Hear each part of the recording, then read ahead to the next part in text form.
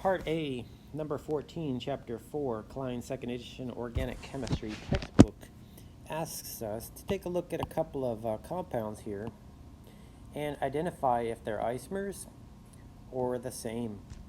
Now, there's several ways to do these problems. You could make models and flip things around and see if they're identical. You could draw a condensed molecular formula like, CH3, CH, and, so on, and see if they're the same. You could name them, see if they have the same name. Some molecules here in problem 14 are quite complicated and lengthy, so we'll just go with pattern recognition, okay?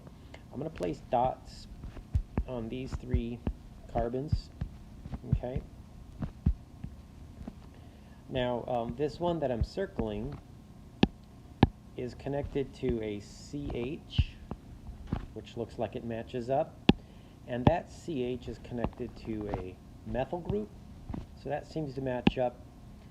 And then this CH group that's blue dotted and circled in yellow is connected to two carbons, which is an ethyl group.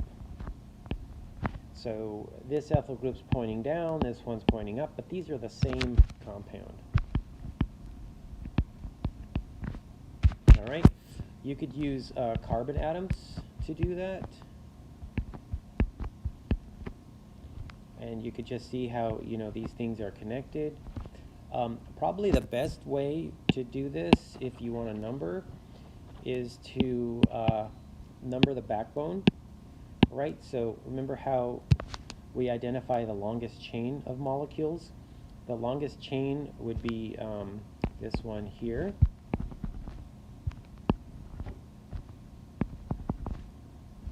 And this one here. Okay. And then when you number that longest chain in this fashion, this is yet a different way of doing the problem.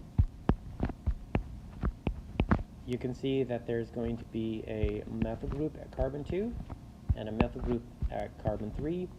So we arrive at the same conclusion, same. All right? One way might be easier for you, another might be more difficult. Part B here, let's try to do what I did at the end of problem A. Identify the longest chain.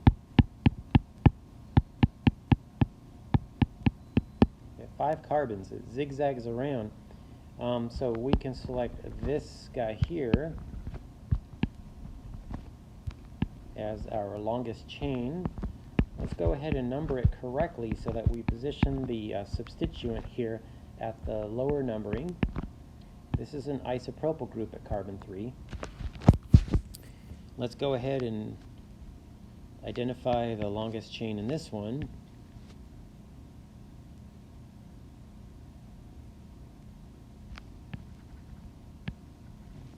I want to select this way to make the most amount of substituents.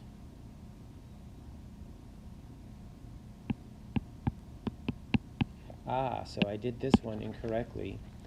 To select the longest chain, you want to select the one with the most number of substituents. So this has 1, 2, 3, 4, 5. This would be, no matter which way you number it, a methyl group at carbons 2 and 4, and an ethyl group at carbon 3. Okay, so great opportunity to learn from my mistakes here. 1, 2, 3, 4, 5. Okay, and so we have a methyl group at carbon 2, a methyl group at carbon 4, and this ethyl group at carbon 3. So these also are the same. Okay.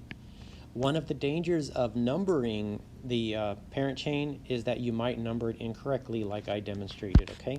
So you need to make sure you're numbering it correctly. Letter C here from problem 14 in Klein 2nd edition Organic Chemistry textbook. Now this one's huge, so it's a little bit complicated to analyze these things. You could look at fragments. I'm going to do that just to show you a different way of solving these problems.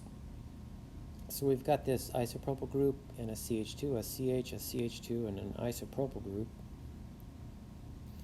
And that seems to match up to this puzzle piece right here. Okay.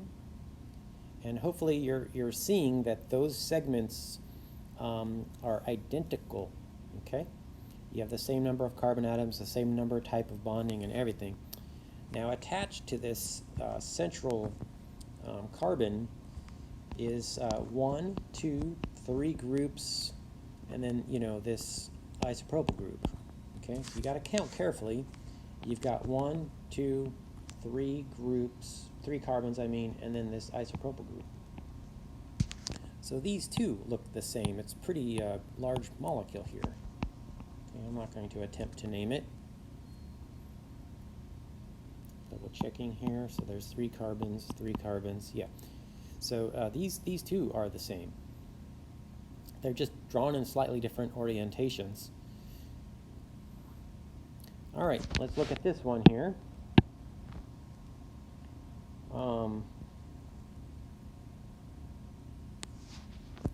Now, I'm thinking that these are different because we've got 1 carbon here that's attached to 2 methyl groups.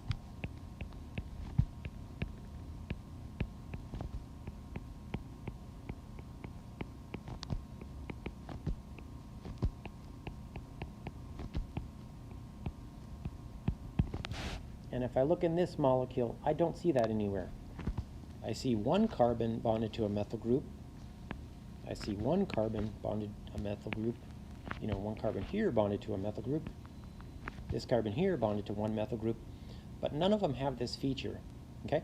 So I'm going to label these as different. These are constitutional isomers.